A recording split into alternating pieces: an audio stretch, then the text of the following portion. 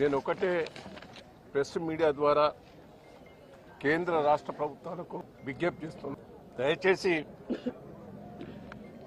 బండి సంజయ్ గారు, కిషన్ రెడ్డి గారు చాలా ఉపన్యాసాలు చెప్తున్నారు. మేము రైతులను ఆదుకుంటామని.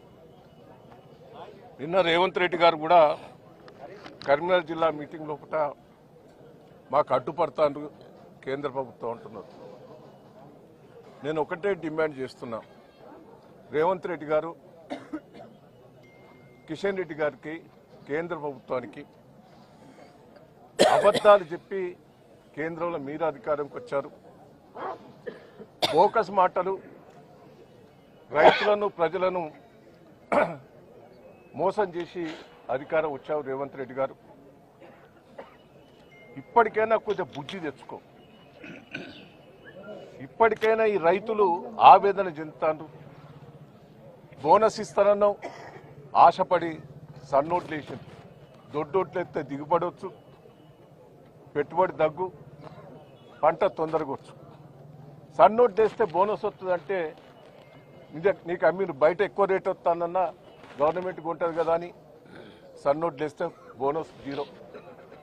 రైతు బంధు ఆశ పెట్టిన వస్తాంది నాట్లు అయిపోయినాయి, కలుపులైనాయి, కోతలకు వస్తాయి. ఇంతవరకు రైతు బంధు వల్లే రుణమాఫీ 50% కూడా కాలే. ఎందుకు అబద్ధాలు ఆడుతావు సిగ్గు లేకుండా? అన్ని బోకస్. హిందూ పెద్ద గారు చెప్పినట్టు నీ ఎన్నికల మేనిఫెస్టోలో 15,000కు మించి మిర్చి కొంటా అని చెప్పాం. సరే 15,000 కాదు 23,000కి అమ్మే మిర్చి అది ₹1,00,000 దాకా అమ్మింది. నిన్నటి దాకా పోయిన సంవత్సరం అది ₹1,00,000 అమ్మింది, ఇప్పుడు 25,000 పడిపోయింది. ఇది 25,000కి అమ్మింది, 11,000 పడిపోయింది. వరంగల్ జిల్లాలో రైతులు దెబ్బతింటే ఎకరాన 10,000 మనసున్న మహారాజు కేసీఆర్ గారు ఇచ్చాడు. అప్పుడు మనం 10,000 కాదు 25,000 ఇవ్వాలని మాట్లాడాం. దయచేసి రైతులంతా కూడా ఆవేదన చెందుతారు. తెలంగాణ మిర్చి రైతులు కాదు, ప్రతి రైతు ఆవేదన చెందుతాడు. నీళ్లు లేక, కరెంటు లేక, పెట్టుబడి లేక ఆవేదన చెందుతారు. యూరియా ఘోరమైన పరిస్థితి. 10 ఏళ్లలో యూరియా ఎప్పుడైనా ఈ పరిస్థితుల్లో మళ్ళా కాంగ్రెస్ ప్రభుత్వంలో చెప్పులు ఎట్లా పెట్టుకున్నారో మళ్ళీ ఇప్పుడు చెప్పులు పెట్టుకుంటారు యూరియా బస్తాల కోసం. సిగ్గు తెచ్చుకో. నాకు సెంట్రల్ గవర్నమెంట్లో మంత్రులందరూ కూడా సంబంధం ఉన్నది. నిన్న మాట్లాడినావు. నీకు మంత్రులందరూ కేంద్ర మంత్రులు సంబంధం ఉన్నవన్నావు. పో. వాళ్ళు ట్రాన్స్పోర్ట్ ఇంత ఉనుపు రమణారెడ్డి గారు చెప్పినట్టు ట్రాన్స్పోర్ట్ వాళ్ళు పెట్టుకోవాలి, 10% పెట్టుకోవాలి.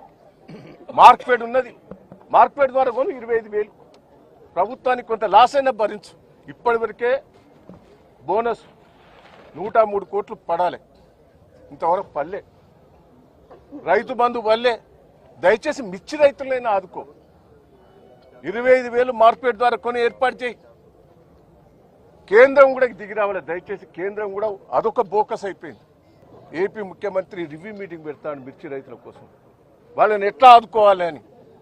నువ్వో పిచ్చి పిచ్చి మాటలు మాట్లాడుకుంటా, వాడిని తిట్టుకుంటా, వీని తిట్టుకుంటా ఆడ తిరుగుతానవే కరీంనగర్లో వాళ్ళ వీళ్ళని తిట్టుకుంటా. కేసీఆర్ని తిట్టునైతే ప్రజలు ఊపుకునే పరిస్థితి లేదు.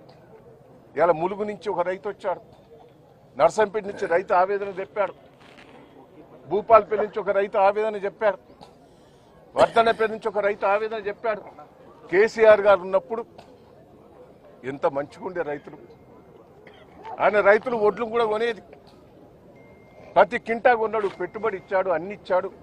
ఈయన వచ్చినాక దరిద్రం అయిపోయింది అని, రేవంత్ వచ్చినాక దరిద్రం అని మేమంతా కాంగ్రెస్కే ఓటేసినాం అంటాను వాళ్ళందరూ. మేము కాంగ్రెస్కే పొరపాటున వేసినాం, అవస్థ చెందుతాను. దయచేసి రైతులు పెట్టుబడి మందం కూడా ఎవరికి కూడలే. మార్కెట్ ద్వారా సెంట్రల్ గవర్నమెంట్ కూడా ముందుకు రావాలి. ఇద్దరు కలిసి కొనాలి. 25,000 కింటా కొనేదాకా మేము వదిలిపెట్టేది లేదు. ఎంతకైనా పోరాటం. మేము ఇప్పుడు 15 రోజుల బట్టి ఓపిక పడ్డాం, ఏదైనా కొద్దిగా దిగి వస్తుందేమో అని. మొదలు మేము దిగి రైతుల తరఫున మాట్లాడితే అరే ఎంబడే పడతా చూసిన 15 రోజుల నుంచి అవస్థ పడతా అంటే రైతులు ఫోన్లు చేసి ఆవేదన చెప్తా అంటే ఇవాళ చూడలేక ఇవాళ ప్రభుత్వానికి ఇప్పటికైనా బుద్ధి వస్తుందేమో మేము దిగిన తర్వాత బుద్ధి వస్తుందని వచ్చినాం.